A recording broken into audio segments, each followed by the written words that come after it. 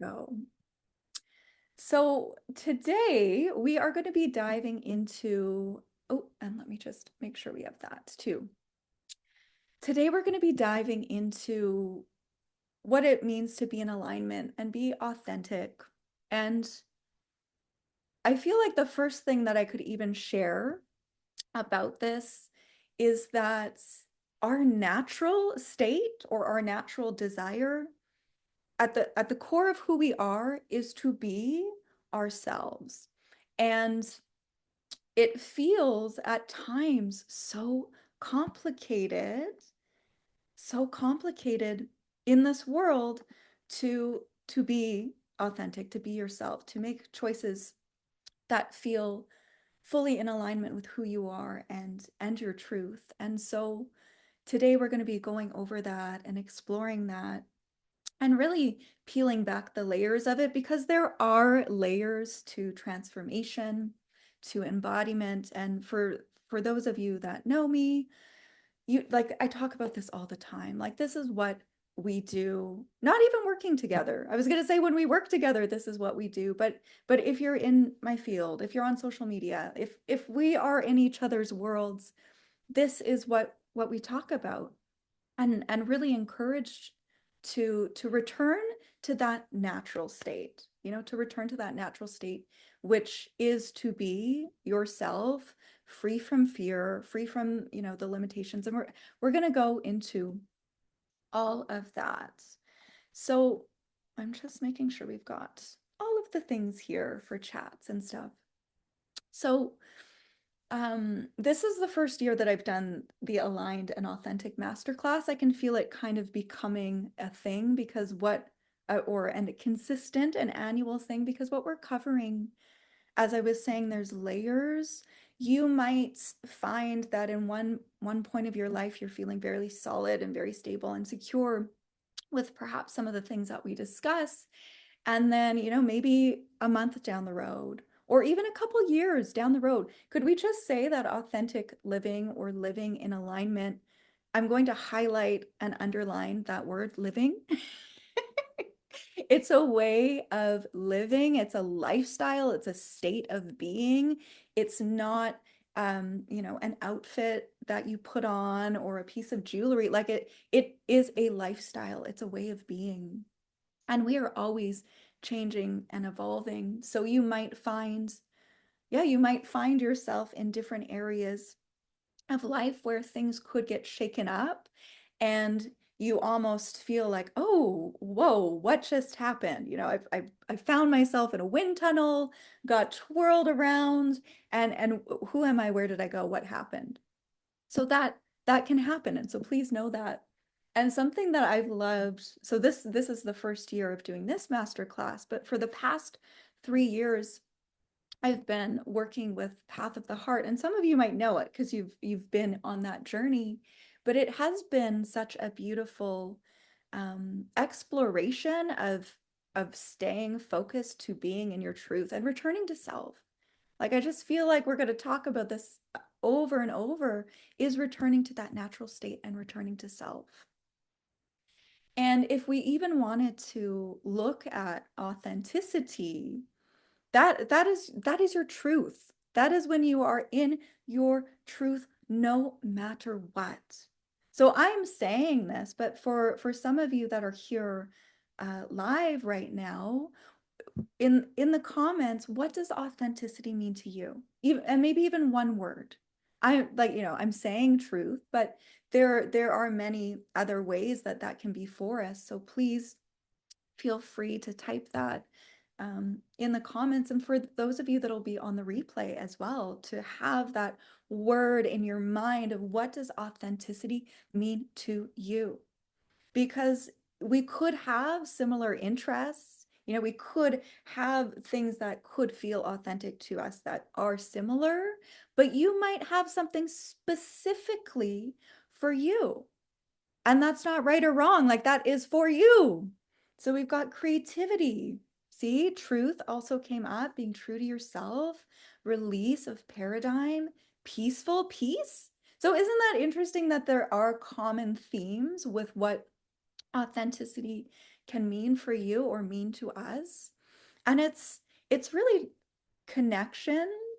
It's really stripping away the barriers or the thoughts, or whatever keeps us from our truth as well. So if we're going into these spaces of being true to yourself and having this sense of peace and connection, because think of that word, actually, I even want to pull from that word connection.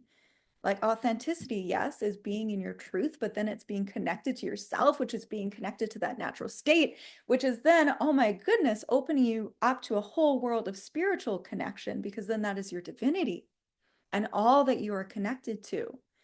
So that word, that one word, authenticity, holds so much power, and there's so much depth to it.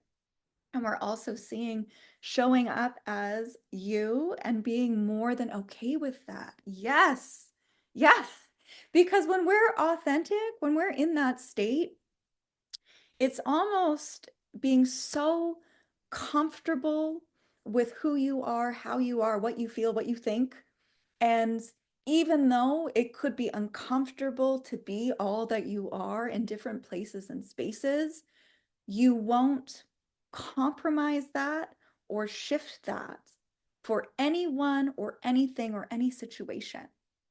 And we're seeing acceptance as well, for what that means.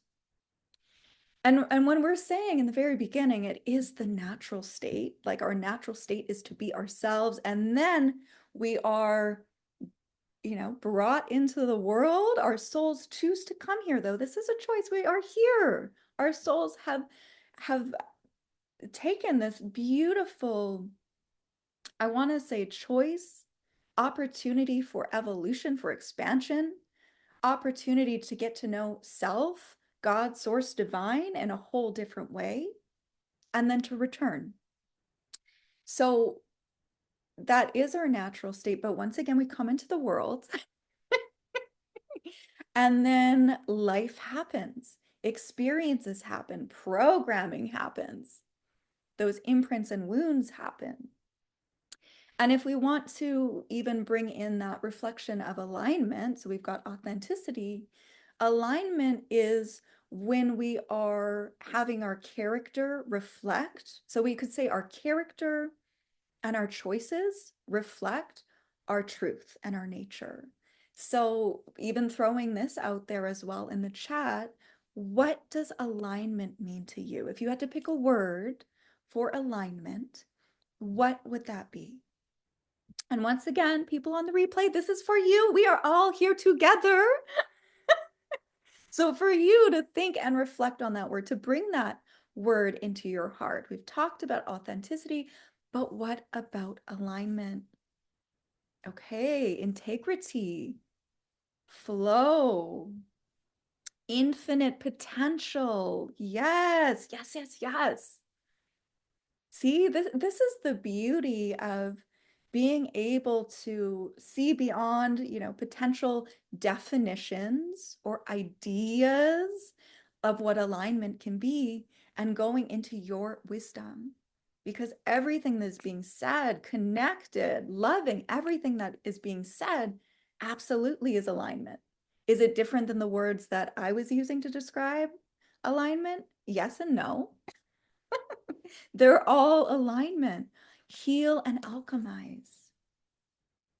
And you might notice when you are not in alignment, like there will be some clear indicators when, okay, we've got another flow coming in. So we can have the same words. We can absolutely have the same words for what authenticity is going to be for us and what alignment is going to be for us. Because think of it this way. There's going to be an energetic essence to these words or these expressions and embodiments. So there are going to be similar there are going to be similar words to that. So when we're not in alignment though, there will be clear indicators. Raise your hand if you're like, "Oh, yeah, there's been those times where you're not in alignment and it's just like painful. You can't unsee it. You can't unfeel it." You might feel stuck. You might get into bouts of depression. There's no joy, there's confusion, there's doubt. You feel like we've had that word connected brought up a couple times. You might feel very disconnected from yourself, from everything going on or in your life, in your world, your goals, dreams, desires. You might feel disconnected from that as well. And I love that word flow. Like there's a reason that word was brought up. Absolutely. Because when we are in alignment, things and remember, like authenticity, that natural state of being, that natural state of divinity, truth, whatever words we want to use, there's that flow. We will say this, that we're here in the 3D, we're here on Earth, Earth school. So there's still going to be challenges. There's still going to be hardships. It doesn't mean that just because you're living an authentic life that everything is going to be sunshine and rainbows and amazing and you're just like, yeah, living at life. Yes, yes, you can. And at the same time, though, there's still going to be challenges or obstacles that come up for you. We're not going to be completely immune from that. But at the same time, the way that we handle it, the way that we navigate it might be very, very different when we're connected into our truth versus separated from our truth. And I'm just reading in the comments, when in alignment, the hardships are still present as they are, as they come. Okay, as they come, they're lessons to grow from, and faith is glowing while it's dark in the moments. Absolutely, absolutely. I love that you use that word faith as well, because there's this ability to even know that those hardships are coming, that how you are and how you stand in it and how you maintain that integrity and that sense of self and authenticity and truth, there will be these opportunities to learn and grow.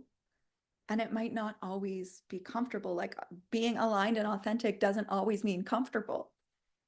Sometimes it could be very uncomfortable if you are solid in that and standing in that, and it doesn't necessarily or isn't necessarily received well externally, with other people in your life, especially if it's a shifting a pattern, right? So when we are in alignment, once again, like it's not always going to be magical and flow. However, you see the flow a lot more, or you experience the flow a lot more. There's not necessarily where it feels like you're hitting dead ends. And at the same time, if you are hitting dead ends, or if it does feel like that, like constant block or barricade after barricade, you might start to reflect of, let me sit, let me pause in this moment, let me connect into myself, my truth, and see, am I in alignment right now? Is this in alignment with my highest and best? Is this in alignment with my truth? Asking those questions. Am I able to be myself, my truest self in these moments? What needs to be refined and what needs to be pivoted? So that almost gives us an opportunity to also work with that and to shift that. But at the same time, when we are not in alignment, there won't be a lot of guessing. Sometimes though, well, and we're going to go into this. Not here to call anybody out, but hey, we might go there. We might go there. And I'm saying this also in the most loving way, because I have been there. Like I will receive the call outs as well. We're here together. So just to know that with the misalignment, it's just there could be friction. It's just like something doesn't feel right. And if our natural state is to be ourselves, is to be authentic, is to truly just allow ourselves to be who we are as we are, no matter what, and that's enough. Yeah. If we're not doing that, if we're not in that state, Yep, you might not feel happy. You might not feel joyous. You might feel like, what am I even doing? Why bother? Like that could come up. And then when that comes up, okay. Hi, heart. Hi, I hear you, heart. Things might not be in alignment. So we are going to talk about blocks that can come up. And once again, like the whole intention of having us here together and this masterclass is to not just talk about the blocks. Like we're going to talk about them. We're going to identify where these could be more active in your life, but we also want to be able to move them. We don't want to just talk about, and so all of you that have worked with me in the past or once again like in the sphere, we're in the worlds together, you know that we talk about the things but we want to shift the energy. That's the main focus. It's so wonderful to know things, but what good is the knowledge or what good is the information if what could be the barrier or what is still keeping us stuck is there? It's like you're walking around with the weights with you still. You know what the weights are. You're still lifting them. They could be like bringing you down. So we want to release, we want to let go, we want to lighten the burden. That's the whole intention. And once again, there is, we were saying at the very beginning, like living in alignment, living authentically, living. This is a lifestyle. This is a state of being. This is not I said it already, but it's not something that you're just putting on. Like something that you're just putting on is all the times and ways and characters that you're not yourself. Those are what you're putting on. The masks, the labels, that is what you're putting on, but that's not you. So there is coming into this space of where it is that state of being. And we might have to bring ourselves back to that time and time again and be okay with that. One of the words, acceptance. There we are. Yet one of the words that we had in the comments was acceptance, like for being in alignment. And it's so true because that can also create barriers for us expanding into who we really are or allowing ourselves to be who we really are. If there's these expectations or you were doing really well and then something happened and then you fell and then it goes into the self-deprecating place and space that it doesn't need to go. So it's almost as well accepting that you are human, we are human, we are spirit in human form, but at the same time we are human and we are no stranger to hardships and humans are flawed. I ain't gonna lie, humans are flawed. But how can we accept that at the same time and come to a place of acceptance for that?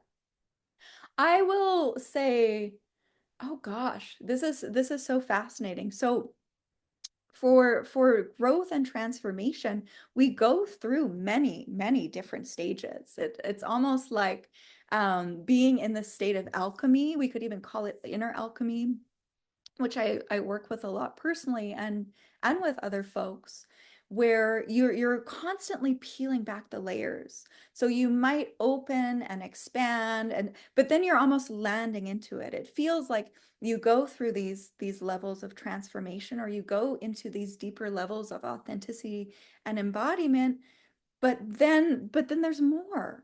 There's other aspects that not necessarily be might not have necessarily, there we go, might not have necessarily be seen before, because where you were before that first transformation or that first expansion, you might not have been in the place to see or to know. Are we judging that? No, no, no. Could we get a no? Heck no, we're not judging that. We're not going to judge it. It's just opening up another level of awareness, which is what we're going to talk about as well. So please be kind, loving, gentle, and patient with yourself. on this journey of authenticity and ultimately on this journey of becoming the divine expression or the divine embodiment that you are. I can't stress that enough.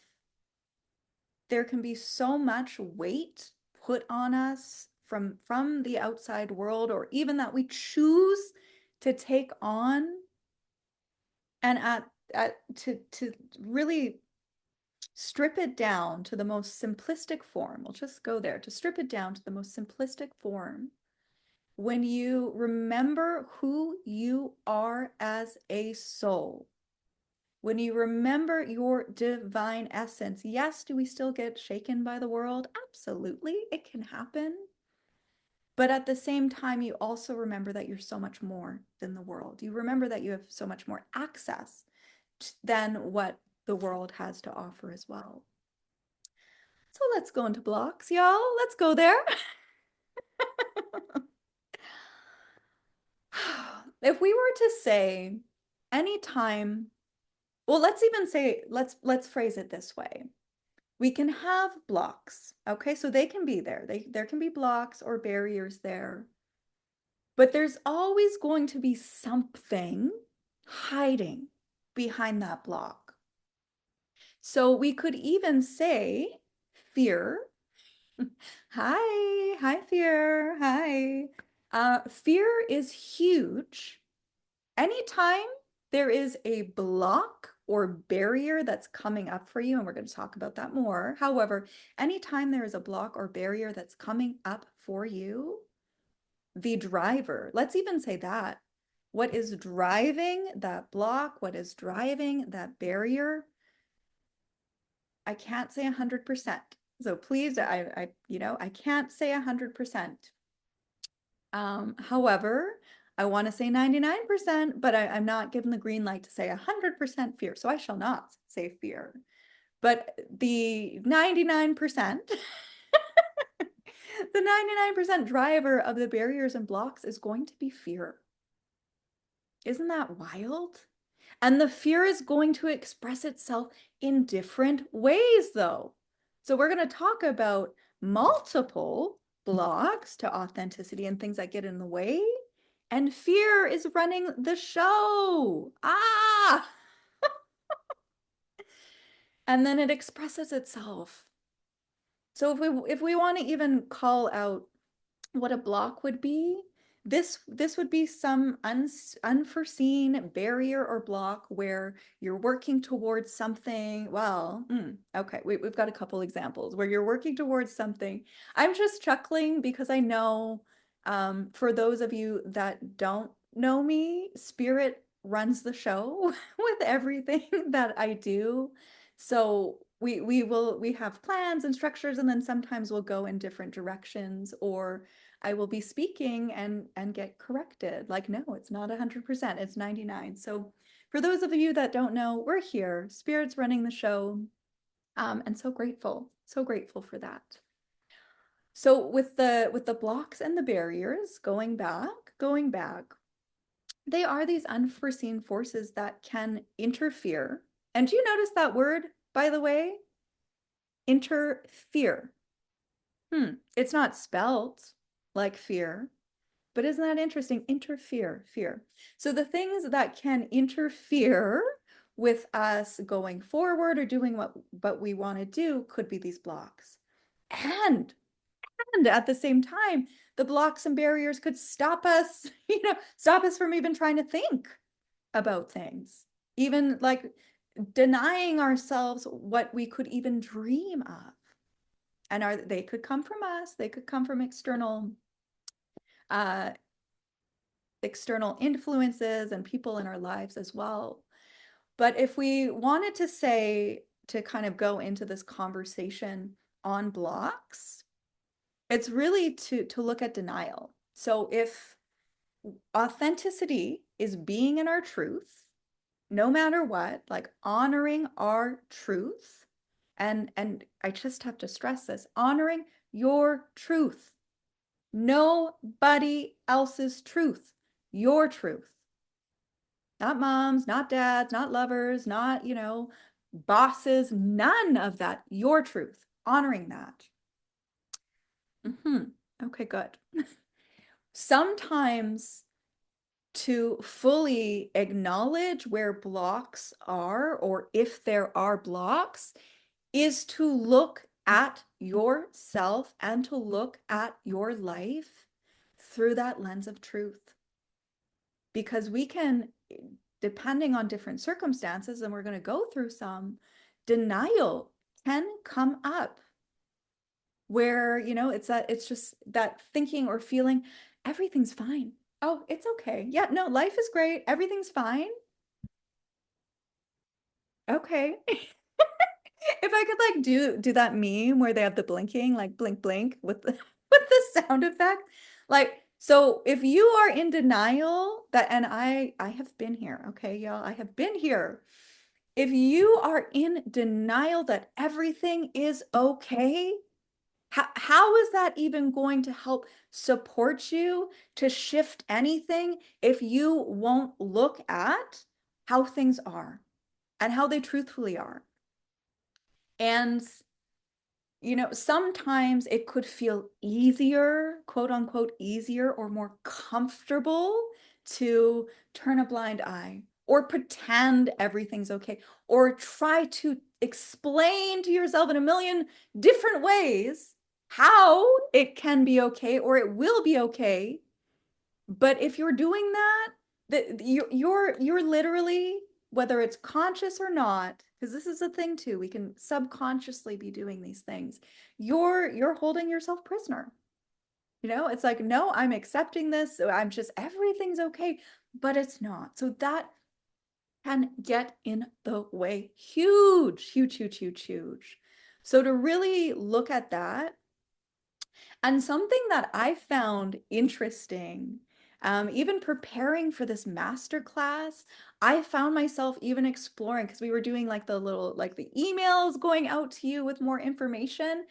And it was even like getting the wheels turning for me to actually like look at myself. And so I've been going through this journey as well with you guys, like for more integrity. I was like, oh, I'm gonna look at this too. I'm saying this, but let's look at this.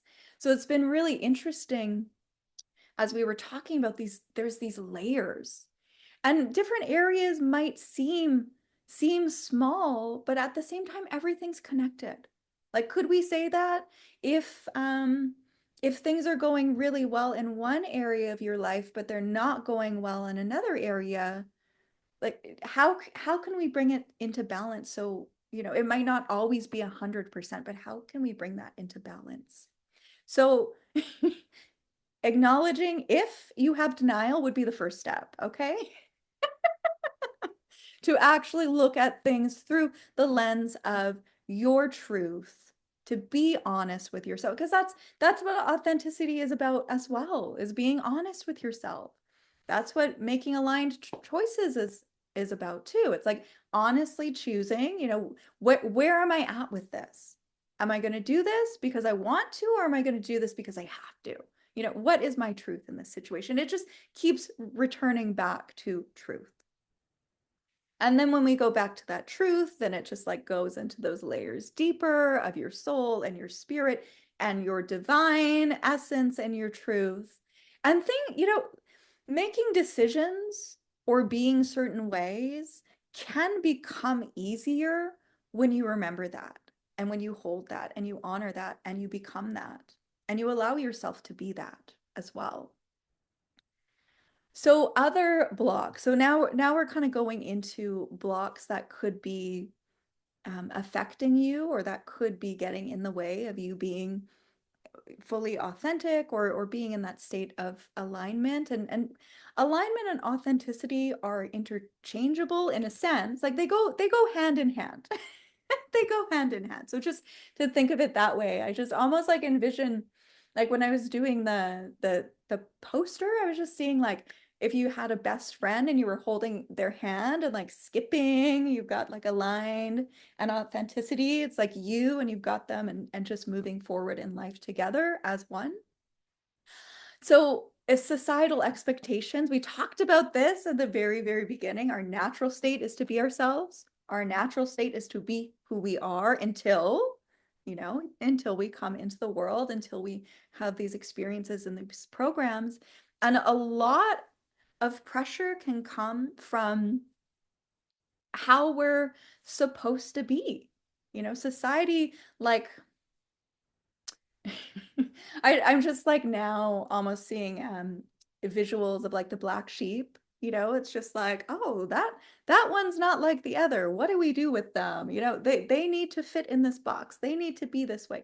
To be a good citizen, you have to do this. And all of these stories, and it can be cultural and all of that, but that could be a huge block because of conditioning or the programming of how you need to be or who you need to be a respectable uh, character within society. So that could be one. And depending on, gosh, yeah, depending on where you are and how you're navigating in the world, that might have a bit more pressure or influence on you.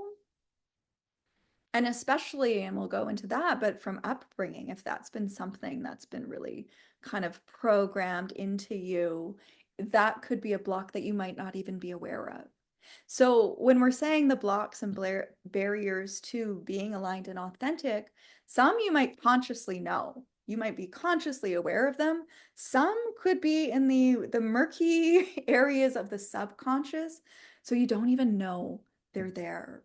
And so even us talking about this and bringing these ideas to the table give this invitation. It's like an invitation to the mind and the heart to open and to be in this state of, I wonder, I wonder, like, do I have denial in certain areas of my life? Ooh, societal expectations. Like, does that impact you? Like, to ask these questions. So we are in this state or space together of curiosity. What we're going to be exploring today, there's no right or wrong.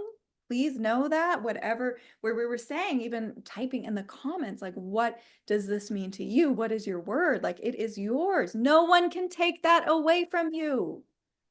No one can take your truth away from you either, unless you choose. Oh, I know.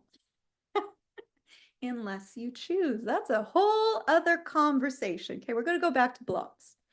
So the societal expectations, once again, could be playing a huge part, but we're in this space to be curious and to explore, ultimately to see, to sense, to feel, to know, to identify what could be getting in the way, and then what we can do to help to shift that and to help to move that. So I would say, and I actually don't even know why I didn't say this one first. Actually, no, it's like, yeah, fear of judgment. That if I had to pick something that I see, I can't even count the times with clients that I work with. The fear of being judged is huge. It's like across the board, that would probably be the biggest one that I see no matter what. I'm like reflecting on different types of clients. I work primarily with spiritual healers and entrepreneurs and things of that nature, primarily. So that's huge. However, across the board, I'm just like, no, and this, and this, and this, and this. So the fear of being judged can interfere hugely, or being rejected, because those can go hand in hand, being judged and being rejected. Because what experiences have you had in your life where, because remember, our natural state is authenticity. Our natural state is to be who we are. Like we children, when you think of children, they come into the world with no filters. They're just like living free, okay? And depending on situations and age spaces, but for the most part, when a child first comes into this world, they're pure, they're innocent, there are no filters. and they know how to be. Children know how to be. Oh my God. I used to work in social services, and there was a point in time where I did crisis work, so where it was like taking children from their homes, so from conflict in their homes. I loved that job. It could be quite intense though, because it's like you're working in really high trauma based environments and with children. Like, gosh, it was from ages, I think 2 to 12. We would be taking them from their homes. And when I had the little guys, because I'm not a bio mom, I didn't have children. So I remember the little ones, they were just like so wild and so free. And I would be paranoid. Like if we were at the playground, I'm like, oh my gosh, are you going to break something? Like, so, so anxious for them and their safety. But it's just like they have this sense of just they're going to live their life. They're so present in the moment. And it's beautiful to witness. So for those of you that are parents, you're probably like, yeah, yeah. Oh, my hat and my heart goes out to the parents there, because it's just like, wow, that's like what a state of freedom and presence to be in that childlike state. So that's the way that we come into the world, and that's how we are. And think about that. So rewinding to different experiences, and we don't have to go dredging up the past. Like that's not the intention, to go dredging up the past. However, experiences that we might have had where you were this shiny, free, like curious being that has just come from the ultimate source of creation. You've just come into this planet to be that divine essence, to just shine and be playful and be. We're gonna stress that. And then it's too much. Oh gosh. Why are you asking me all these questions? Or like the experiences that can happen, and then it just closes. It's like you shut down, you become quieter. You might not ask the questions anymore. You might hide. You might think there's something wrong with you. Hey, like you might have even had someone tell you there was something wrong with you. Raise your hand. I'm gonna do both. So thinking of it from that perspective, sure, we grow up. Absolutely. We live our lives, we grow up, but it doesn't mean that that hasn't left an imprint and impact. And then we could even go like let's go beyond human and physical, and then the aspects of soul. And if you could look at your life and to see everything that you have, I'm going to use the word endured through your life. We're just saying that word. Everything that you have experienced and endured in your life. And this is you. This is you now. This is your life and everything. And then just stepping outside of yourself and your life and expanding out into a soul that has infinite life streams. I can't even say multiple. Like we're not even going to say multiple. That's too limiting. That's too much of a box. And each of those life streams, think of how much could be fit into those. Think of how much could be experienced in those. Think of what we could, knowingly or unknowingly in many cases, be holding onto those weights. So the fear of judgment can be very, very real. You might, especially if you've had experiences where you've been put down for who you are, or you weren't received the way that you needed. Because this is another thing too that can happen. You can internalize things. You can take things personally that might not have anything to actually do with you. And the reason I'm saying this is, let's say, because that was the example I was kind of going into of not being received the way that you would like to, or the way that you thought you would be received. What if you are, okay, we're doing relationships. What if you are bringing someone love? You are being the embodiment of love. and you just want to love this person and you want to give them all of this love and you just want to shower them with love and love, love, love, love. I'm love. I want to give you love. And maybe you're not doing it to receive the love. Like it would be nice to receive it as well, but that's not your intention. You're just being the embodiment of love and trying your darndest in all of the ways to just give love to this other person. But maybe it's being rejected. Maybe they're not receiving it. Maybe it's creating distance. And you could think, what did I do wrong? I don't understand. I don't understand. I'm love and I'm giving love. What did I do?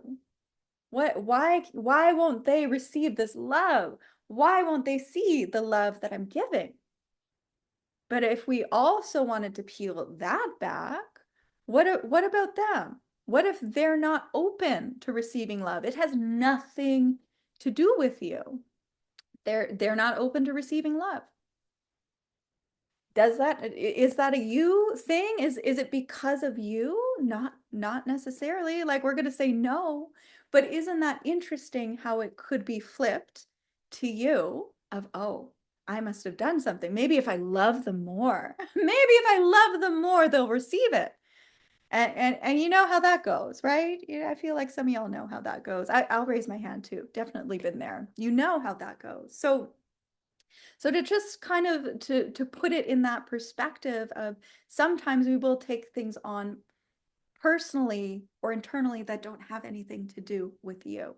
So the fear of rejection, if that's happened to you and you've got all of these stories, because that's even like what the blocks can do too, and that stems into beliefs, but you've got this baggage weighing you down, and some of it has nothing to do with you. Oh gosh, probably a lot of it. It's the stuff that we choose to take on, the stuff that is self-imposed. Okay, like, you know, let's be accountable. And we're gonna go there too, right? I was like, not gonna call you out, but maybe. Maybe. So if there's the block or barrier for fear or rejection, you're really gonna be worried about what other people think. Like it is going to terrify you about what other people think about you, what other people say about you. You might not feel comfortable sharing your truth or expressing your truth because of what other people are going to say.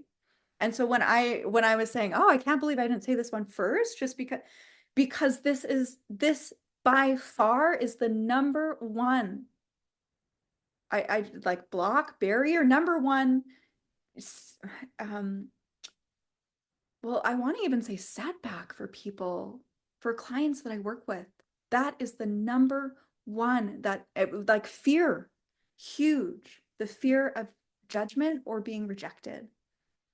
Like I can't even count the times. And this could be bold of me to say because I know it hasn't been every session that I've ever worked with someone. I'm not going to be that bold to say that, but it's been a lot, if not, every other. And that feels like within the heart space, knowing that we're here to be our truth, and because we are in essence, divine, and we are divine, so whatever we say in the purity of our heart and when we're speaking our truth is not to cause harm. It is here to be that light in the world. And so to have that fear that stops you, it could, impact the heart. Like it hurts my heart, as I'm sure it might for those of you, and you might have even experienced this. And I have too. I absolutely have been afraid in different times and places in my life of what people were going to think. However, we were talking about this, but the more that you come into that knowing of who you are and anchored in your truth, like that becomes non-negotiable. You will say the things that are uncomfortable, even if it's going to ruffle feathers, even, if people aren't going to like it or love it, because you know the cost to not. Like that's another thing. And I say this all the time, but we're going to have people that like us, love us, hate us. Like it's just we're humans. Not everybody is going to like and love you or get you. Like that's another thing. Not everybody is going to get you. And reverting back to that word acceptance and being okay with that. Because there are going to be people that get you. There are going to be people that understand you. So it's really being able to push past that, push past that. Well, and there's no, I want to say there are no coincidences. I feel like we're in a space where everybody knows that there's no coincidences. So we're going to have these opportunities to stand in our conviction, to stand in our truth, and then we get to choose, right? We get to choose. And at the end of the day, I keep hearing cost. It's like, what is the cost to not? What is the cost to stay in that stuck place? What is the cost to stay in fear? What is the cost to hold back your truth? And in some cases, your messages from the divine. So perhaps I'm speaking to specific people right now that are healers or coaches or that are in the spiritual spaces where you support other people, but at the same time you and your message and who you are and being that authentic self, being that true state, like that's why you're here. And that's why you've been chosen as well to be that conduit for source. And can I just say we are all conduits for source. Like you can have a spiritual business or not. Let's just you can have a spiritual business or not. We're all conduits of source. We're all divine. And we're all meant to be here to be the living embodiment of that. So we're going to say that. We are going to say that. We're also not meant to get in the way of that or let things get in the way of that. And that's why we're here. That's why we're here. So, other things that can come in, other blocks or barriers, limiting beliefs. So, what this can be conscious or subconscious. Beliefs can come and be pesky. You know, you could just hear or have ideas come into your head that aren't even yours. It's like your mom's or your dad's or like, you know, what a friend said, like all of these things. Where even that example, the too much, right? Where we were saying, oh, you're too much. Yeah, you tone it down? You're too much. Like that could be embedded as a belief. And then you're out in the world and it's like, oh, I can't be so happy. I can't be so loud. I can't be so myself when you're amazing. Like what? No, cancel, clear, delete. Cancel, clear, delete. There could be beliefs blocking you as well that you can't be successful, that you know what you want, you can't have it because it's for such and such a person, or because you don't have the proper skill set, or you like, yeah, beliefs can just be crazy making. Ah, and well, this is the thing too. They can propel us forward, or they could be these barriers that just weigh us down. So, so being able to identify what they are is huge, because then it's like if you know what it is, then that allows you to at least open the door. It's like opening the door to transmute that into something supportive, opening the door to like, I'm going to take out the garbage, I've got it in my hand, oh, I'm going to stand at the door, but at least you're holding it in your hand and you're at the door, you're ready to take the trash out because you know what it is, you know it's there, because those beliefs, and we're using the word limiting beliefs, you know, we're using that expression. Ah, we'll keep it at that, because that's what is most understood. So when we have those beliefs that create, they almost stop us. They can stop us, from being who we are, but they can stop us from even any sort of momentum, any movement. If you're going into something believing that you can't do it or believing that it's not possible, well, would that be setting yourself up to actually, self-fulfilling prophecy? if you're already going into something believing. So this can happen a lot with money, like perhaps generationally there's been a struggle for money. You know, you've heard this your whole life growing up. Money comes hard. You know, you have to work really hard for money. Money is a struggle, you know, whatever those stories are.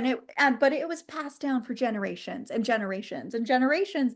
And then you're here and then you might have this programming. You might have these beliefs that money is a struggle and it's hard to get money. But what if that's not actually your truth? What if that's not your truth? What if you are, we're just going to go out there. What if you are deciding to do something different than what your family had been doing? What if you're going to be an entrepreneur? What if you're going to explore something where you get to create your life, your hours, your wage, you get to create this space of expansiveness for what you're even capable of holding for money, which might not be what mom and dad did, which might not be what grandma and grandpa did, and might, you know, on and on and on. Like you could be creating something completely different from what was. So just because it was that way before, just because it was that way for them, why isn't necessarily going to be that way for you if you are creating something different? And we have to think about that too. If you are not doing, and I'm even tapping, moving the energy, if you are not doing something the same, why on earth would it create? And we're even going to say that. Why on earth? Why on earth would it create the same result? It could, if there's a belief, it absolutely could. And then there's even, you know, there's so much we could go into. 5-hour masterclass. So there's so many layers to the beliefs though too, because even what about capacity? What do you believe that you can hold? Like if we're still on this money thing, what do you believe you can hold? What do you believe you're worthy of receiving? See, do you see where all of these beliefs are coming in? Even that example we were using about love with the fear of judgment or fear of rejection, giving all of that love, love, love, love, having it be rejected, internalizing it as you when it wasn't, had nothing to do with you, them, their inability to receive, perhaps their beliefs, their limiting beliefs that they're not lovable, they're not worthy. Is that you? No, that's not you. However, let's say you had that experience, you internalize it, then you might be walking around in the world with these beliefs that you're not aware of. Some could be conscious, but you might not be aware of them that, oh, I'm not worthy. I'm not lovable. So you're going to walk around in the world with this stamp, I'm not lovable, I'm not worthy, on your forehead, attracting what? So this is why we want to identify the beliefs to move them. Because if you're walking around with I'm not lovable and I'm not worthy on your forehead, attracting, it's almost like pulling it to you. We don't want that for you because that's not you. That's not anybody. Everybody is lovable. Everybody is worthy. Everybody is a divine soul. Everybody. And it's important to remember that because sometimes we might look or perceive others in their flaws. Hi, we're human, you know, or their behaviors. However, if you looked beyond all of that, or you were able to see through all of that, you would see the truth of their soul, but they don't see it. They don't see it. They don't believe it. So other blocks, getting fired up from this. It's like, wow, let's move them. So this one, okay, so I'm even like kind of reflecting on clients that I've worked with. So I've been working with folks for over 10 years, and there are common themes that come up, or like these, no matter where they are. Like I'm just saying, it's like you could have someone who is maybe just opening up to their spiritual journey. Or you could have people that have been like long time in the game, doing their life, doing their thing. I don't even want to say further on the path, but they've been walking their spiritual path more or consciously of it. And these could still come up. So beginning of a spiritual journey and like long down the road. Okay. So there's no hierarchy or anything within that. So these themes that the judgment and rejection, number one, hands down, number one. But where we're going now, perfectionism.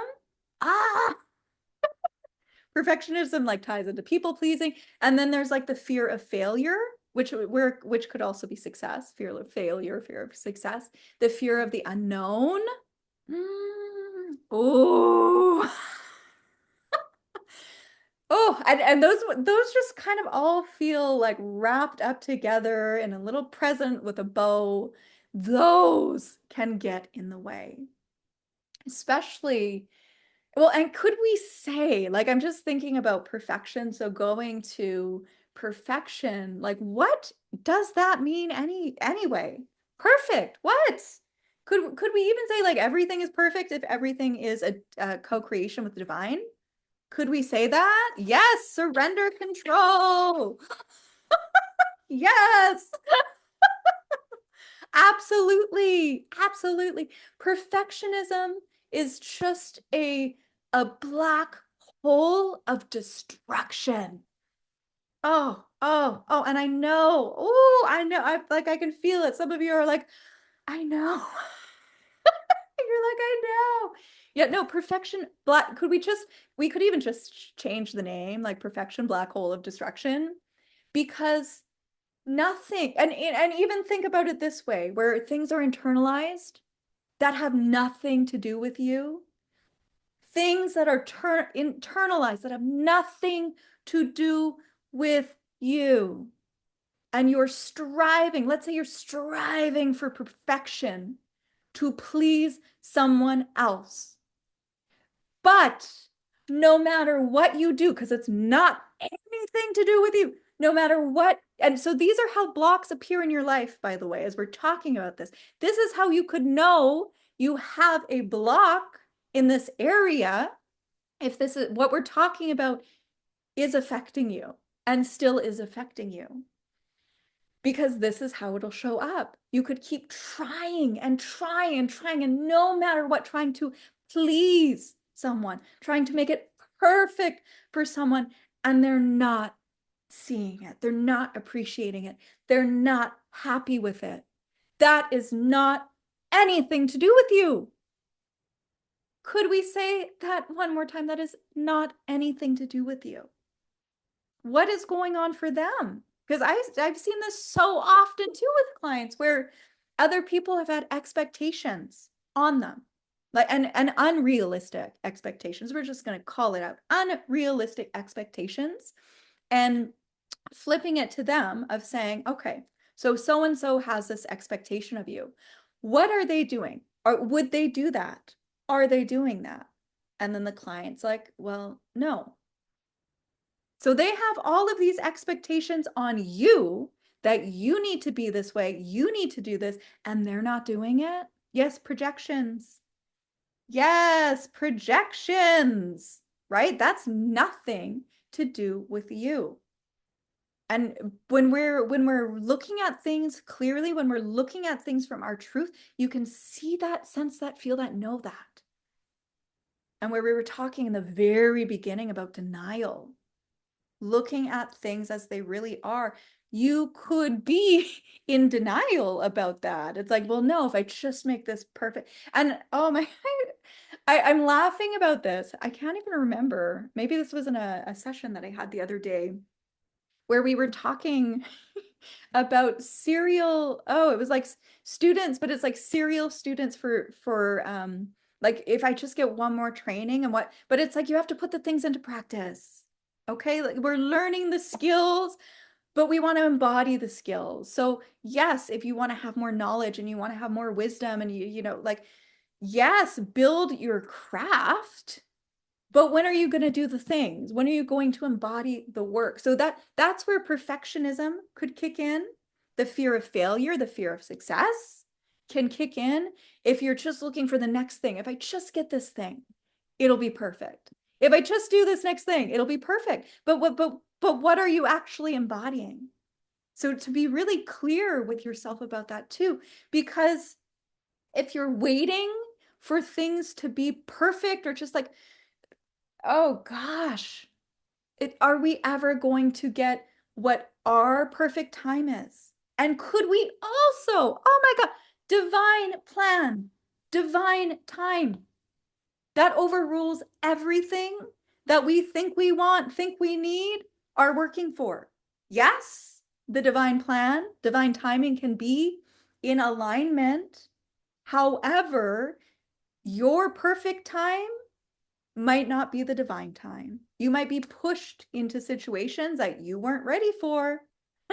Oh, but I'm not perfect yet. All right. Oh, this just needs to be this way and then it'll be perfect. Like, okay, yeah. And then spirit's gonna come do you a solid and say, we're gonna do this now. I'm driving. You've been driving, I'm driving now. So be mindful of where perfectionism can get in the way.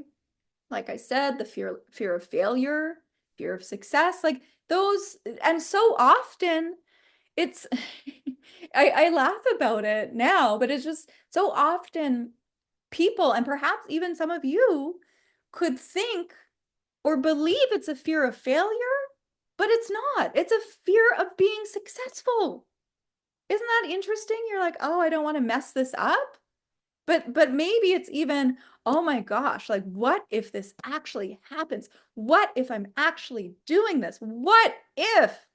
That's a big deal. I don't know if I can handle it. If you are being called to do something, if you have been chosen to do something, it doesn't even matter. You're not given more than you can handle. You're not given more than you can handle. And goodness gracious, raise your hand if you're like, what was that? I can't handle that. That's too much. Yeah, I'm sure we have all been there. We've all been there. But then, lo and behold, we handle it. We make our way through it. We come out of it. So when we have the perfectionism, when we have the fear of failure, the fear of success, the fear of uncertainty, like that holds us up. Like essentially, like we could just summarize all of the blogs, like just say, like they set you back, they hold you back, they keep you from your divine time, they keep you from your divine plan. And then, like, is that because we're not trusting? You know, is it like not trusting, like that fear? Remember, there's fear behind all of these. So is it fear that you're not supported? Fear that how could you be so blessed to, live your most authentic life because you're meant to? Ah, isn't that funny? I feel like it now. I'm getting into like all of this laughter about it because it seems like it's not supported in our world. It seems like there's something wrong with you for wanting that. But it's not. Like, we are here to live our authentic lives. That's who we are here to be. Nothing else. That, like, screw the labels, screw the titles, screw who you think you are or who you think you need to be or have to be. Who are you in your divine essence? Yes, and be that. Ooh, now this perfect segue. Perfect segue into the next one. Are you ready? Drum roll. Comparison and jealousy. Yes, yeah. These can be blocks or barriers. And we've kind of touched on them a little bit, but if you are over scrutinizing yourself because you need to be like, especially like with business, and I just keep referencing this because this is my primary focus. Yeah, these days, this is my primary focus for the folks that I work with. So there could be that comparison of, you see someone doing something and it's like, I want that, I need that. And think of it this way too. Like, let's say you've just started business, or you're like a couple years in, but you're looking at somebody that's been doing it 10 plus years. Yeah, yeah, there was a lot of work. There was a lot of, I'm sure, tears and questioning sanity. As someone that has had a business for over 10 years, yeah, there's been a lot of that on the journey. So for you in that moment, like you just might be like, why don't I have it now? Why isn't it here now? Like once again, we'll go back to divine time. We'll do that. However, you didn't see the 10 years leading up to where they're at in their business now. You didn't see that. You don't know what went on behind the scenes for that. Like the overnight success, yeah, yeah, maybe, maybe with TikTok, TikTok can bring some overnight success in some areas, but that's not the norm for businesses. We'll just say that. And even goals and dreams and visions like that, they generally, it's like if you're growing, you've got a beautiful plant. So your dream, your vision, your idea is the seed, and then it grows and it takes time. Yeah, right. And we want sustainable success. Thank you for mentioning that. Yeah, is overnight success sustainable? So you could be seeing someone and just saying, "I want that now." But isn't that like, so we're saying comparison and jealousy, absolutely, block and barrier. And at the same time, isn't it interesting that it stirs up something within you that says, I want that? And if we want to even peel the layers, because there's layers, ooh, the layers. If we want to peel the layers back of that, it's because in some part of your being, that's possible for you. Whether you want to believe it or not, in some part of your being, you know, well, if they can, why can't I? So in some cases, it might not be, depending, there's spectrums of the way the jealousy or comparison could go of like, why them? I want that. They shouldn't have that. That's blocks and barriers. That's a different aspect of it. Or that I want that. Me too. So it's just it even opens you up to what you can see is possible for you. You just might not have all of the steps or pieces to get there in this moment. So when that comes up though, it's that reminder to return back to self and your truth. That expression is like keep your eyes on your own lane, like that sort of thing. To be mindful of that because everybody's path is different too. So there's no, I don't know, like there's no set formula for the way things are going to be. Like, yes, we can have ideas to work with, but how each person unravels, oh gosh, unravels themselves or expands themselves through those formulas is going to be different because of each individual path. So even thinking of the journey of being aligned and authentic or going through the journey of inner alchemy, someone might be in a purification stage for weeks, for months, for years, where somebody just like skips and hops through, all of the stages and they're this embodied being, but at the same time, where we're talking about layers. Okay, so yeah, they go through all the stages, skip, hop, embodied, radiant being, and then there's a layer to peel back, and you go through the cycles all over again. So to know that through this journey, we want to be remembering and returning to that divine essence and that self and that truth time and time again. So if you find yourself comparing or you find yourself, being like having that jealousy of like, me too, like, why not me? It's like, oh, but what about me? Yeah, but why not? Because I can, you know? And then to just focus on you and know that your expression is going to be different than somebody else's. So how can you honor yourself, your truth, your path, your gifts, and act accordingly in that and strive for that? And you can take inspiration but what is your unique path as well? And we could even go, yeah, we'll just go. It was like there's more layers. We could go another layer deeper, and we will. So we shall. There's frequency and resonance too. So yes, that because this can come a lot, come up a lot. Once again, you know, if there are Reiki masters, we're just going to use that example. Reiki master, or even coaches, gosh. So you're in that field and it's just like, but there's so many and it's saturated. Like, high scarcity mindset. Thanks. No, thank you. We're not here for that. We're not here for that. There is enough. There's more than enough for everyone, because if we're operating in this world of knowing about frequency and resonance, some people are going to resonate with you versus someone else. So that it's not like it's saturated and there's not enough people to help. Like, no, no, like let's clear that out of the way. No. You can subscribe to that if you want. Like if you want to stay in that mindset and be in scarcity and lack, fill your boots, but you don't have to. And and I'm even going, and if we're going into our truth and we're remembering our truth and you're knowing who you are and what you're offering and you're in that empowered state of your frequency or your resonance, you won't even have to worry about that. So to know that too. Okay, we've got a couple more. So unresolved trauma. Hey, hey.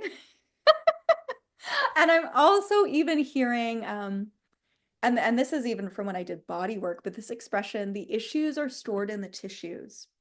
So for those of you that do hands-on healing where you massage or where you're manipulating the body, it was so fascinating. So I did aromatherapy, lymphatic drainage primarily when I was doing that sort of work. So we'd work with the vibrational medicine of the plants and then also the stimulation to stimulate the lymphatic system. And it was so fascinating because people would have emotional releases on the table if you touched, depending on what you were working on. Sometimes you weren't even talking, sometimes you would be talking, but it would seem like it came out of nowhere, but it's not out of nowhere. It's not out of nowhere. So there would be emotional releases on the table because maybe you've activated something in their shoulder that is even like I'm hearing like a birth trauma. They don't even know about it consciously, but that was imprinted in their shoulder. It's been with them for their whole life. Like maybe they were coming for a massage for that, and then you're just working and it's like birth trauma release because it was stored in the tissues. I don't even know why we're talking about that, but for those of you that might do body work and massage specifically, and even, oh, and here we go, even just to have that awareness that we can have that imprinted in our tissues. And then even as souls, we can have soul imprints and woundings and trauma. Oh, we can have gifts and miracles as well, because that is what we are within our tissues, but that can be these barriers or blocks that interfere. And how could that express itself? Okay. So let's say you become, I'm almost hearing it's like the word being addicted to the story of the pain versus acknowledging the pain, addressing the pain, and finding ways to relieve the pain. That's an example that's coming up where it's almost like where you keep reliving the trauma, but not doing any work intentionally to shift it. And then wondering, well, why is this still here? Right? You could be thinking, it's like, why is this still here? What is being done to actually help to shift the energy? So to think about that, that's one way. But even once again, like the unresolved trauma, where we were talking about childhood too, we could have it's almost like being these little children in adult suits walking in the world. And our little child, like our inner child, is driving the show. And we don't necessarily want that. Like when I was saying earlier, children are in the purest, free state when they first come in. Yes. And at the same time, for us as the adult, if our inner child is at the wheel, that might not be the best situation actually, because what is our inner child operating from? Are they operating from a very reactive state? Are they, where are they operating from? And is it really them? Is it like the trauma being expressed through them driving the wheel, and then we're just held hostage to it? So to be mindful of that, that's ways in which it could come up as well.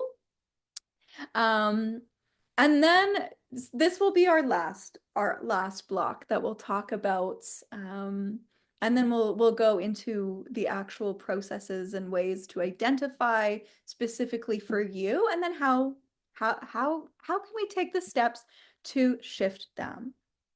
Well, and the first step, awareness. The first step is everything. The awareness is everything. However, the last block that we'll talk about to authenticity would be the fear of vulnerability.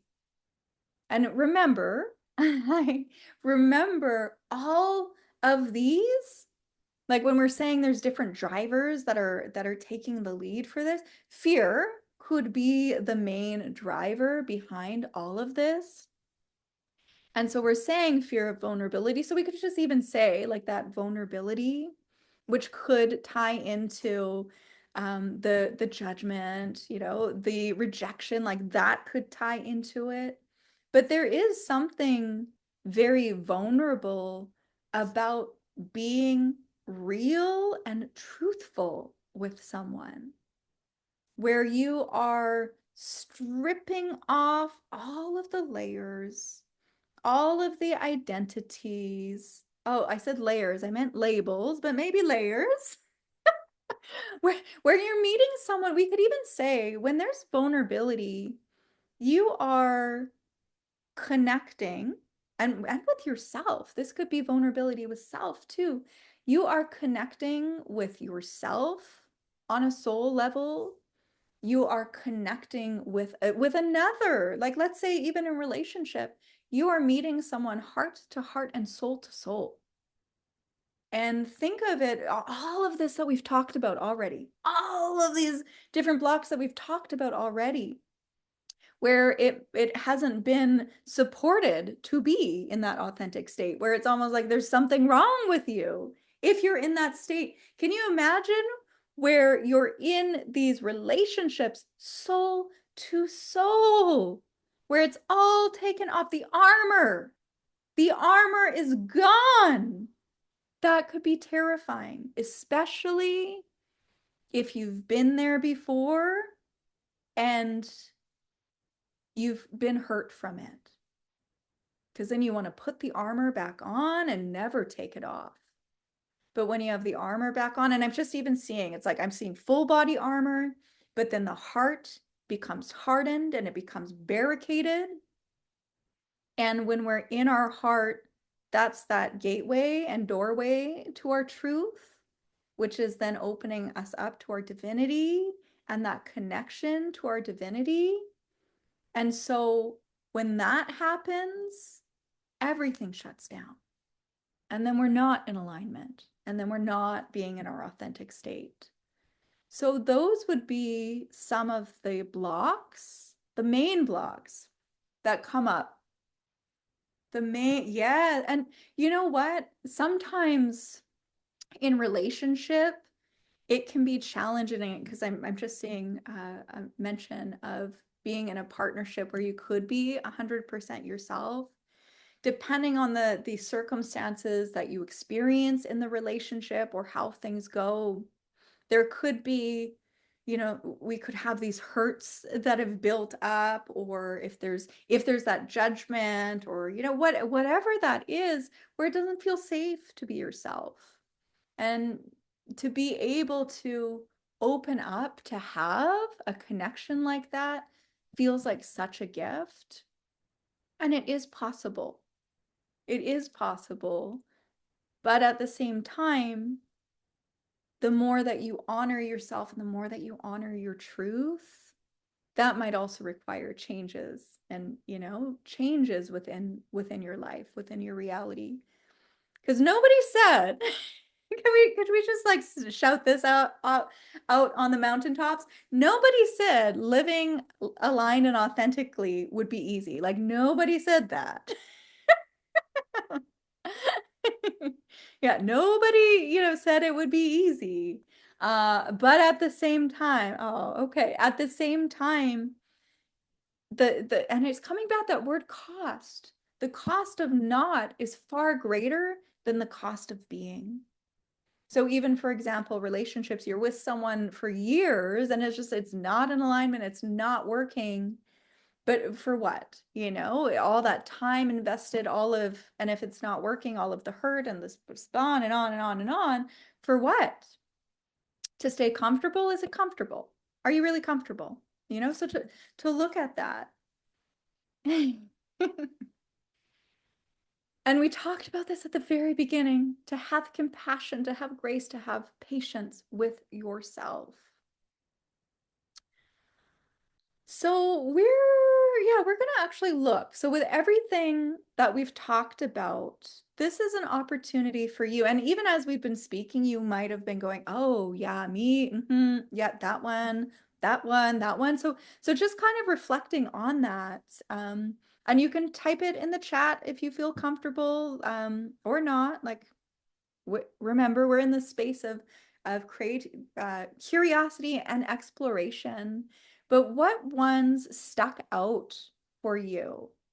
What were the ones where you're like, oh yeah, this really resonates with me? So you could type this in the chat, even writing it down, taking a moment to journal that down. But which ones did you hear where you're like, oh, okay, so the judgment, like the fear of judgment is real. Yeah, there's going to be a replay. So if you missed the first part, there's going to be a replay coming tomorrow that has all of the blocks that we've been chatting about. But yeah, what were those for you? What has come up for you? And we did cover a lot. But was there one that stuck out for you specifically? Okay, we're seeing comparison and the armor. Okay, see, because some you might resonate with a little. You're like, okay, yeah, I get that. And some of you might be like, oh, dagger to the heart. But at the same time, could we say, thank you, dagger to the heart? I see you. I see you. I'm going to call you out. So we've got, okay, so comparison and the armor, fear of judgment, vulnerability, anxious for safety. Put what you know into practice. See, like these are beautiful because the first way to shift anything, and this we can say 100%. Before, I had to say 99 whatever percent. I don't even remember for what that was for, but here we are. This could be a resounding 100%. The first thing with anything in your life to shift anything is to have the awareness.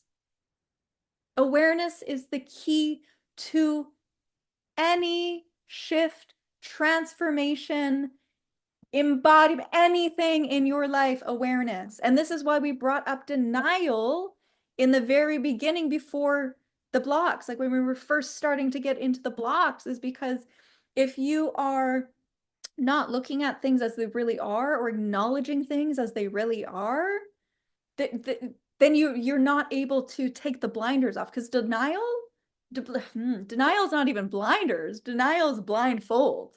It's like you won't be able to take the blindfold off if you're still in a state of denial and not actually looking at everything. So the first step to all of this is awareness. To see, to sense, to feel, to know what that is. So even that's why I was asking what stuck out for you the most? Like, what was that block where you're like, oh yeah, yeah, this is a thing. Like some of them I resonated with, like this was maybe like a 5 out of 10. No, this I feel. This is real. That's what we want. Because this I feel, this is real. When we feel, we heal. And at the same time, like I I must admit the healing thing, the healing journey can feel old at times. Like it really can. It's like when are we going to be done healing? When's the healing done? And I've even started to shift because our words are so powerful. I've even started to shift using the word healing. Like I don't actually really use that word healing. I like to focus on transformation. And so some of you might even be in that stage, or please know there's no right or wrong. Some of you might very well still be deep in these states of healing. It's like when you're in the womb of the cosmic mother and everything is just being disintegrated back into that sense of wholeness and that sense of purity. Like you could be there and it is all perfect. It is all divine. It is all perfect and it is all divine. See, that's when we'll say perfect. We were talking about that and divine. So just to know that. So the healing could feel like it's getting tiring. And so could we also, because I love using the word transformation. I love using that because it always makes me think of from one state to another form, where something is being changed from one state to another form. And it doesn't mean that it's completely different. Like that essence, your divine essence is the same. It's the same, but something changes within you. Like inner alchemy is that change within self where something transforms. So beliefs could shift and transform. Perceptions of self could shift and transform. Ideas and dreams and visions can shift and transform. But it doesn't mean that things are lost as well. When we're going through transformation or looking at it from that perspective, sometimes healing can feel daunting. Healing could feel like it's never ending. Healing can help us close out cycles, but remembering that we're always growing, we're always evolving, we're always transforming. We're always transforming. And I'm seeing something about blocks for authenticity being money. And isn't that interesting? We did touch on that a little bit. So it would be interesting to see is worth and value tied into money? Are there beliefs of worth and value tied into money? And can I say, so I must admit, what I'm about to say, I used to subscribe to this a little bit in terms of having my own business and pricing. So there was a point in time where it's like you got to charge your worth. Like I did. No judgment, no judgment to self, no judgment to others. I know I'm going like that. I'm like, ah. So I used to kind of say that. It's like, you got to charge your worth. Da da da da da da da. We're priceless. You can't put a price tag on us and our gifts and our talents and our abilities and our sense. You can't put a price on that. And sometimes though that thinking of you have to charge your worth is a trap. It is a trap because then you're walking around in the world thinking that what you're charging is connected to your worth and your value. And then if it's not being received, then there's something wrong with you. And it's just like pricing, money, worth, value, they are not the same. They don't sit at the same table. So if they're sitting at the same table for you, like that needs another table. You do you. You do whatever you want to do, but like they don't sit at the same table together because you are priceless. And as a business owner, maybe a service provider, you could have many different tiers or levels of the way people that can work with you. You could have free things. You could have like little lower ticket items. You could have like high ticket, high price, whatever your service is. Like you could have something that's like $10,000 to free. Like you have like a buffet, so to speak, for people to pick from and ways for them to get connected with you and be in your world, but removing the charging your worth. And like I said, I subscribed to that. I did. And that that can be a trap. That can definitely be a trap for yourself.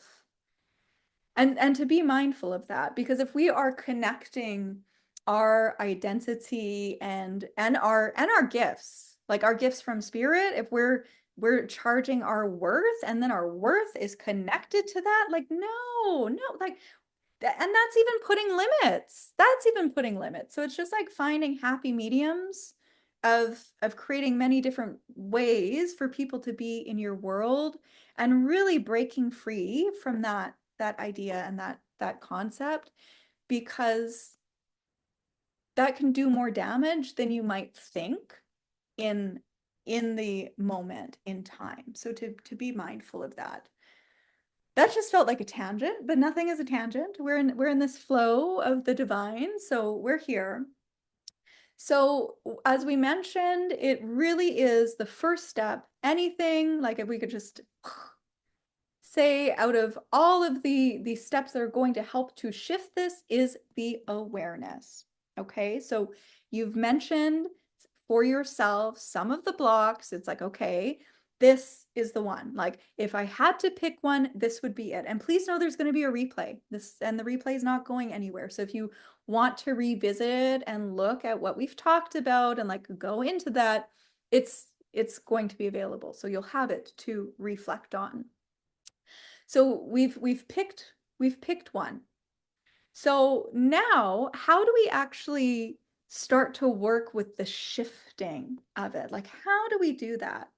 So a huge thing to be mindful of is if we are bringing things into form, if we are becoming our authentic selves, if we are being in this, because it's like becoming to embody. I say this all the time as well, but that is right now I'm seeing the caterpillar turning into the butterfly, like going into that chrysalis space. So if we are in the space of becoming to embody, so much of that is connected into the feelings. Mm-hmm.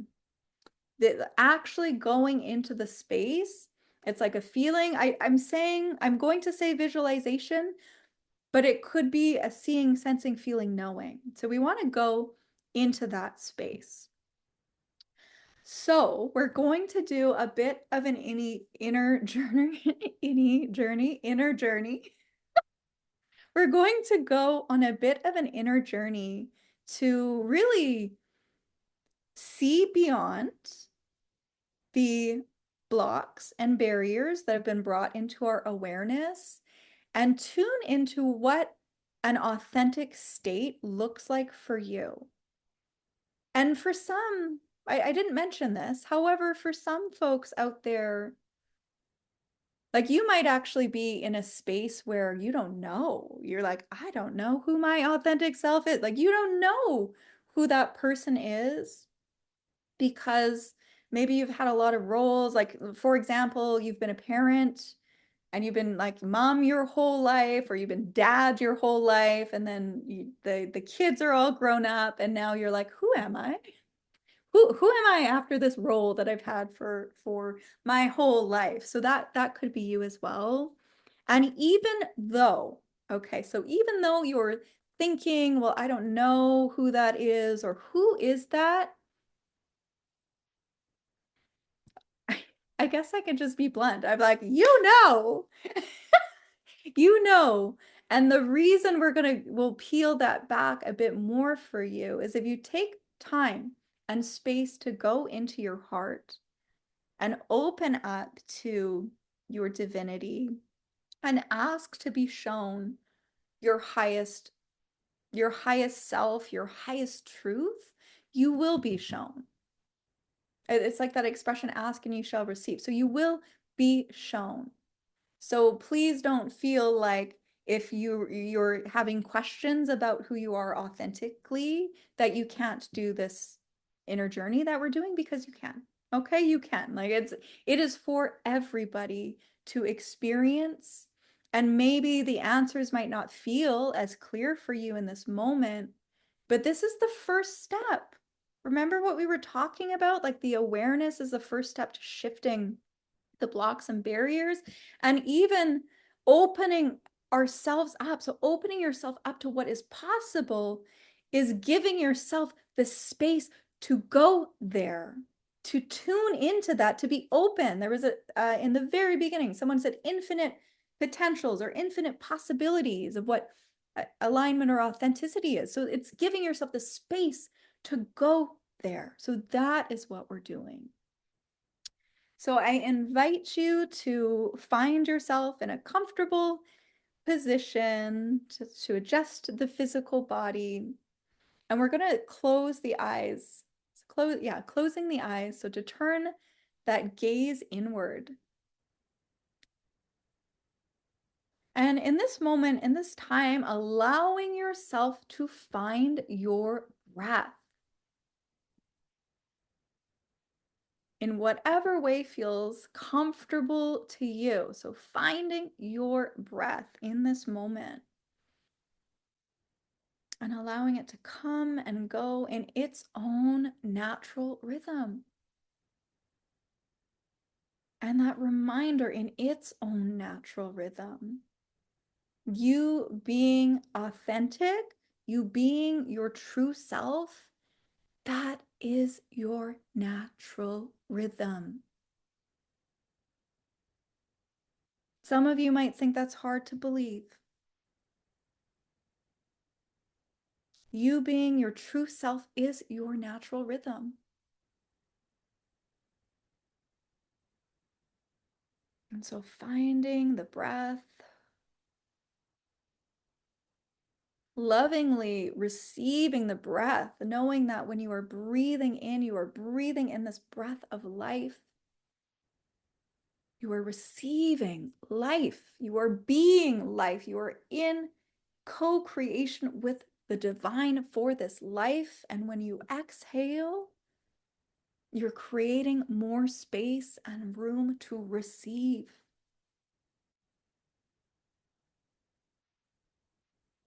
And within the heart space, to bring your focus and awareness down into the chest and into the heart.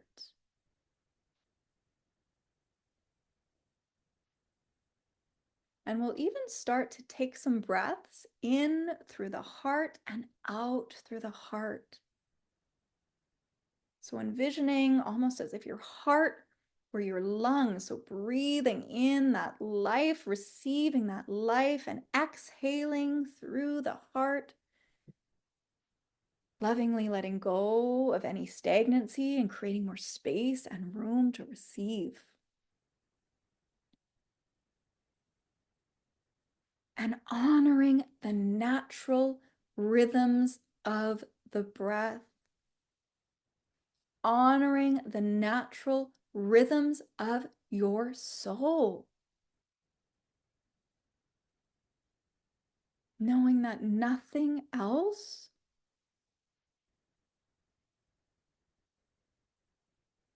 really holds more power over you than honoring those natural rhythms.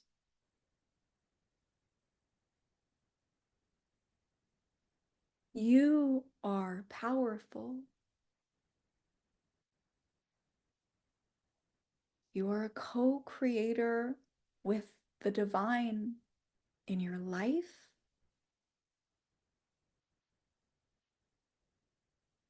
You are not a victim of circumstances.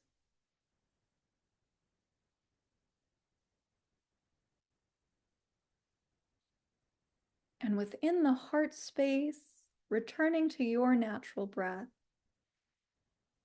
And to see, to sense, to feel, to know within the heart a radiating golden light. And this golden light is your divinity. It is that divine spark within you. And to see, to sense, to feel, to know that golden light, your divine essence, that divine spark, becoming brighter within the heart space, expanding within the heart.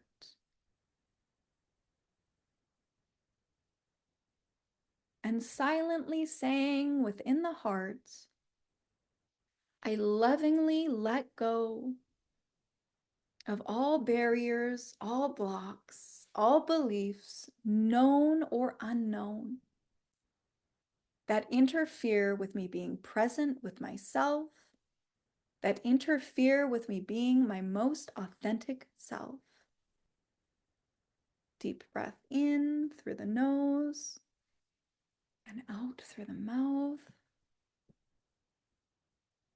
Silently within the heart space, I lovingly let go of all fear, known or unknown, that keeps me from being my true self, that keeps me from speaking my truth, that keeps me from being who I am destined to be across all time, all planes, all dimensions.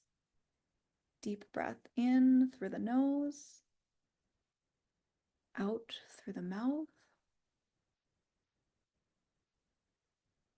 And within the heart, to bring forward this essence of forgiveness, to bring through the energy and the essence of forgiveness into the chest and into the heart in that golden light.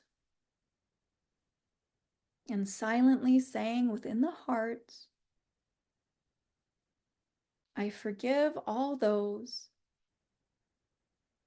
who have made me feel less than. I forgive all those who have caused me harm, known or unknown.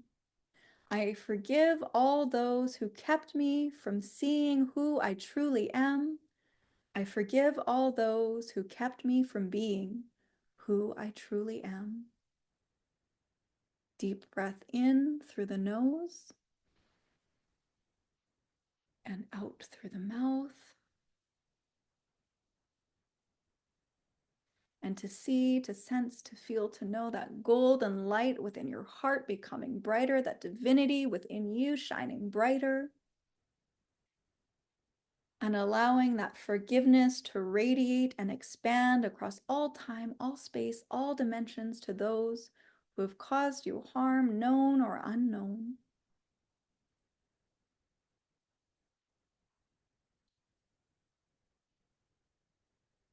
And returning into the heart space, bringing forward forgiveness towards yourself for all the times and ways you have not allowed yourself to be in your truth. Forgiveness for all the times and ways you have denied yourself and your truth, for all the times and ways you have repressed yourself and your truth.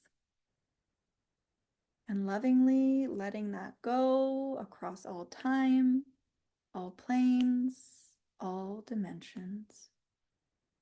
Deep breath in through the nose and out through the mouth. And within the heart space, to say these words silently within the heart, within that golden light of your divinity. I am forgiven. They are forgiven. We are forgiven. All is forgiven. Breathing in through the nose and out through the mouth. And to see, to sense, to feel, to know that golden light that is your divinity, with forgiveness starting to fill every part of your being. Working up from the heart, working down from the heart, infusing every cell, every molecule, down to the atomic level.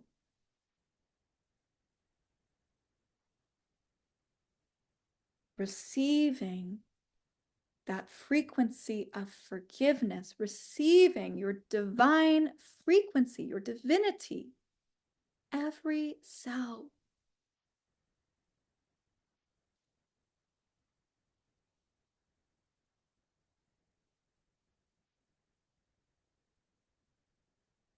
And remembering this divine essence that you are.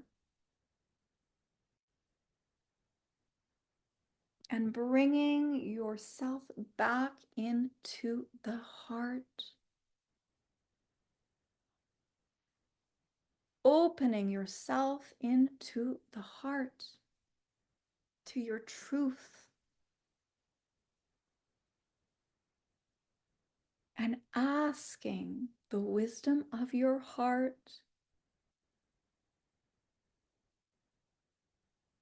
asking the divinity that is you to share with you what authenticity, what you in your authenticity looks like, feels like.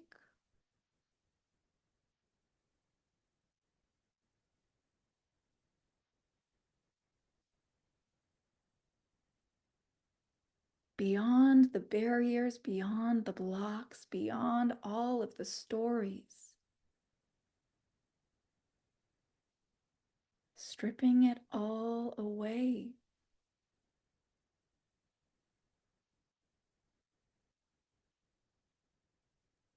What is your most authentic state?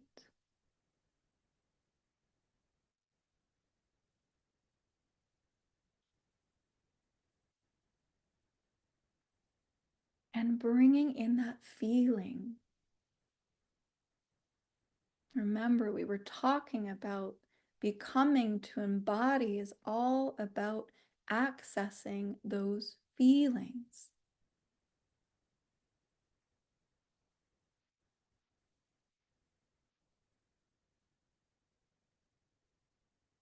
And bringing that within the heart.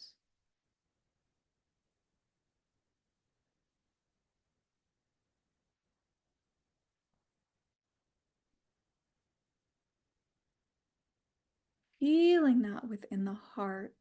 Remembering that within the heart.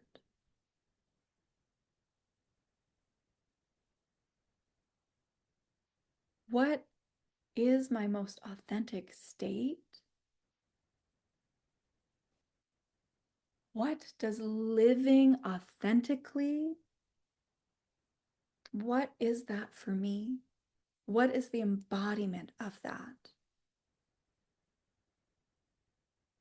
What are you thinking? What are you feeling? Who are you being? What does that look like, feel like for you?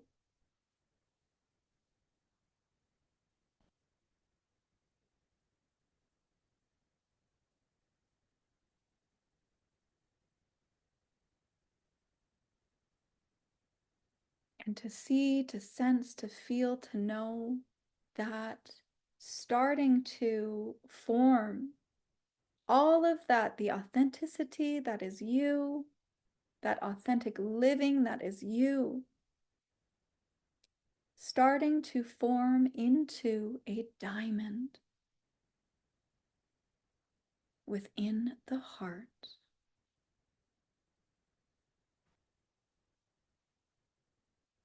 All of these facets of you, this multi-dimensionality, that is you.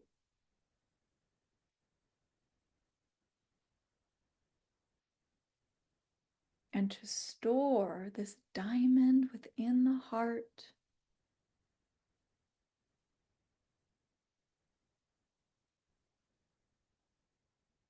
to allow this diamond to now become one with your crystalline structure.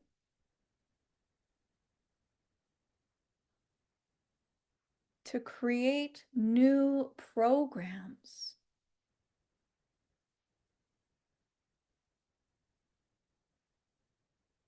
Knowing that you can access this wisdom anytime.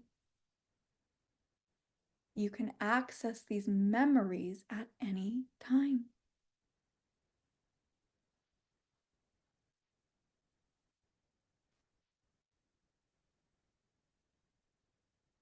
When you forget, when things become challenging or overwhelming, return to the heart to retrieve your diamond,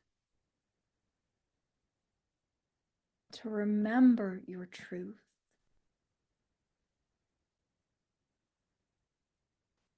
to become, to embody, to be.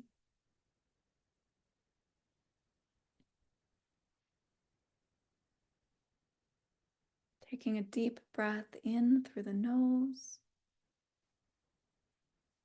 and out through the mouth.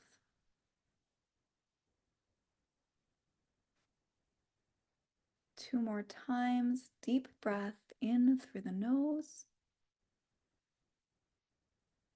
and exhaling through the mouth.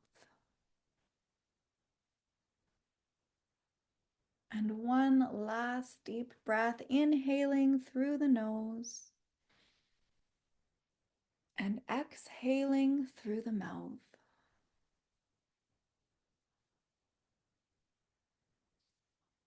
And staying in this state of stillness, staying in the state of being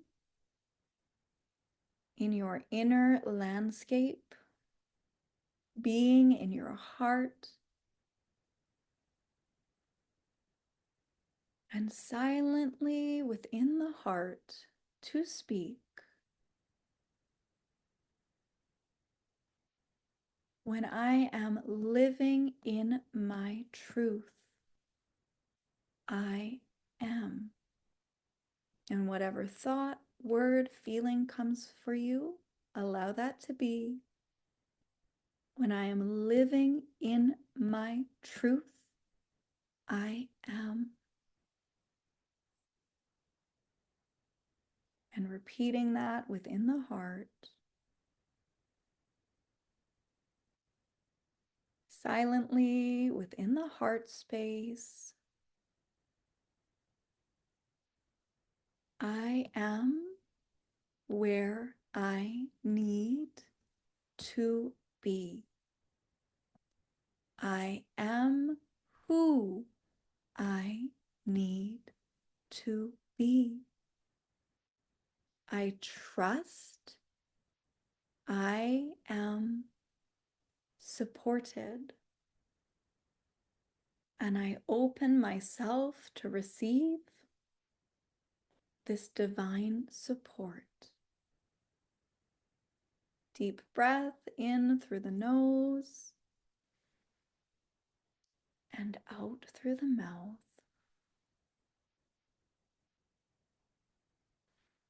And gently bringing palms into prayer pose, just in front of the chest and the heart. And to tilt the chin down, to nod, to bow to the heart.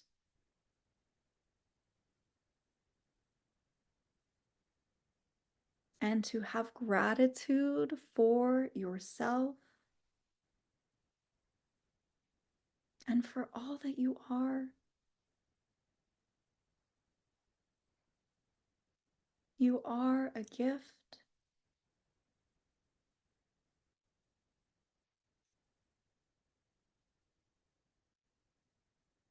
And it's time to remember and be that and share that. And you don't have to worry about being ready because you were born for it. You were born for this. You were born to be you.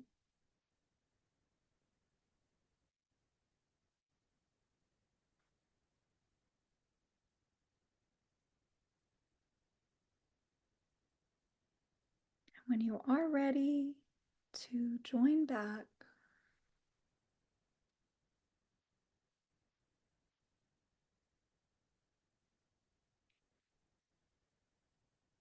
at your own time and your own pace, and to remember that that feeling that you brought forward, to remember that your diamond is always there. It has always been there. And now it's an opening up to hold it, to honor it, to cherish it, to be it. And you might want to write some reflections of our time together. Please know there will be a replay of this whole experience for you in a day's time. So we did cover a lot.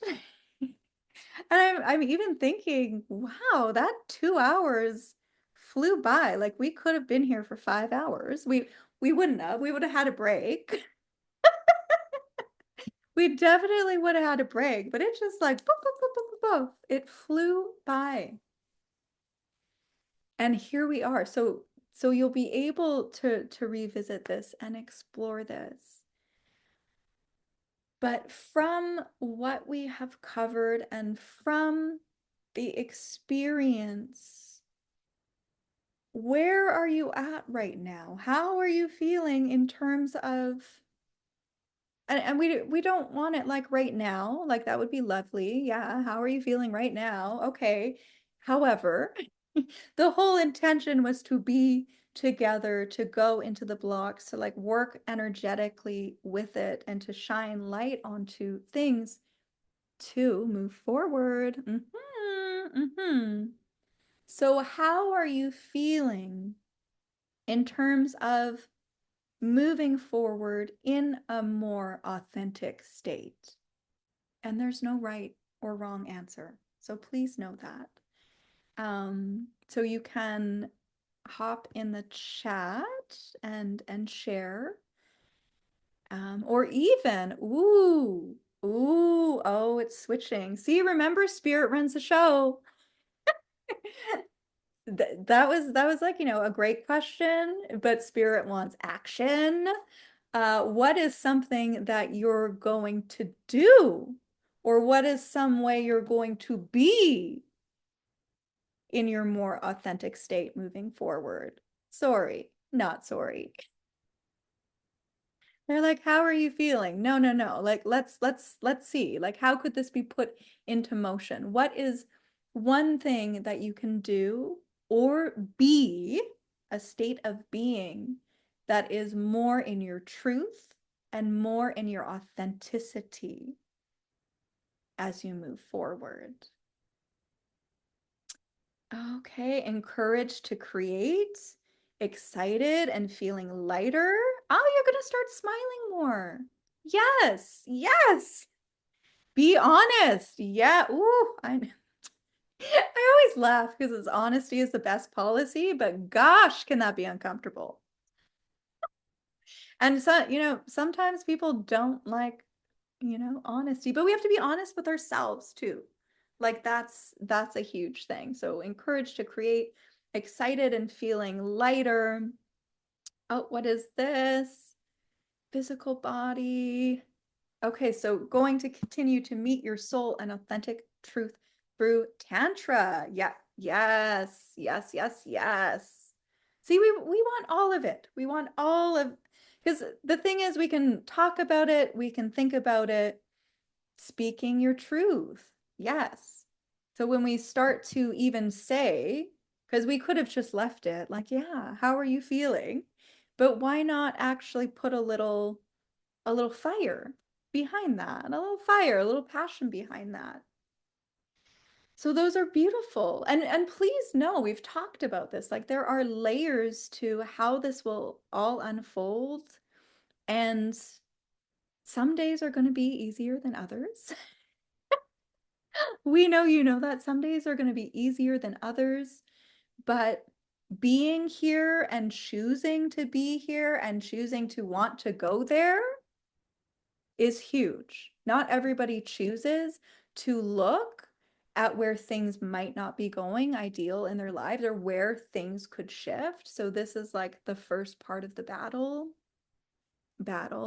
expanding, returning that journey. But this was so, yes. Oh, can we do this? Hugs. Oh, yes. Ah, squeeze. Yes, more of that. I love that. So like could we do more of this too moving forward? So there will be there's going to be a replay coming tomorrow which you will have access to. There'll be another little email as well coming to you about Path of the Heart if you want to go. I know some of you are already in it, but that's okay. Path of the Heart for those of you that are wanting to go a little bit deeper on this journey of authenticity and inner alchemy. However, know that you are, we said this already, but you are exactly where you need to be. You are exactly who you need to be. And the timing that is for you and all of the ways of unfolding into the alignment and the authenticity will always be perfect and will always be divine. And trust that and know that. Ah, so from my heart to yours, this was so wonderful. And let's say, until next time, because there'll be a next time. We will be seeing y'all and feeling y'all. You're welcome, but replay is coming tomorrow. Aw. Lots of love and have a blessed afternoon, morning, evening, all of the things for everyone. Bye. Mwah. Ciao.